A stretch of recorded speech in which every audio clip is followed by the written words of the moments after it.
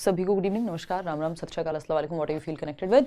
Start करेंगे आज का सेशन। इसमें छोटी सी इन्फॉर्मेशन है जो कि खुशखबरी कहेंगे कि सीटेट की जो ऑफिशियल आंसर की है वो अभी आपके सामने है। सीटेट की वेबसाइट पर आप जाएंगे और यहाँ लॉगिन का ऑप्शन आपको मिलेगा और OMR चेक करने का या की चैलेंज करने का ऑप्शन आपको मिल जाएगा, जिस पे आप जाकर के, जैसे ये जनवरी 2024 की चैलेंज, इस पे उन्होंने एक नोटिस भी दिया हुआ है कि 7 तारीख से 10 तारीख तक, यानी 7 फरवरी से लेकर 10 फरवरी तक आप क्या कर पाएंगे, आंसर की चैलेंज कर पाएंगे। अगर आपको लगता है कि कोई क्वेश्चन गलत उनके हिसाब से दिया हुआ है तो एक्सपर्ट्स उसको चेक करेंगे। 1000 रुपये फीस होगी पर क्वेश्चन, और वो रिफंडेबल नहीं है। अगर आपका जो आंसर है वो एक्सेप्ट होता है, यानी आपने सही चैलेंज किया था, कोई गलत निकलता है क्वेश्चन, उस केस में ही सिर्फ आपकी रिफंडेबल होती है फी, जो हर साल का सेम ही है।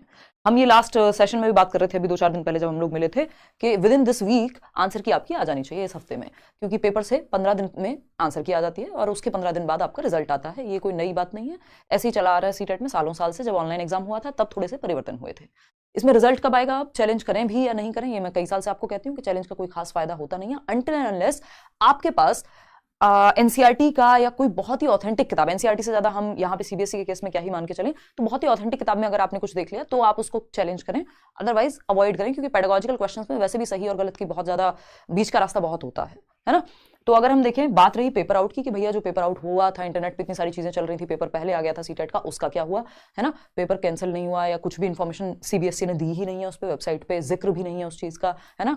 तो क्या है ये सारी चीजें, इन पे एक एक करके बात करते हैं। के सामने मैंने ये आपको पहले भी कहा था कि आंसर की आएगी फिर रिजल्ट आएगा। अब कुछ चीजें सैड है बट रियलिटी है कई बार, ठीक है ना। तो ये एक बेसिक बात हो गई। इसके अलावा अगर हम बात करें तो आपका जो सोशल मीडिया पे कुछ हद तक, अगर मैं कहूँ, जैसे रीट का भी एग्जाम आउट हुआ था, कल ही मैं देख रही थी, एक लोकसभा में बिल पास हुआ है। हम शाम को एक बार सुपर टेट पे भी बात करेंगे तो इस पर रिपीट करेंगे, चर्चा करेंगे फिर से।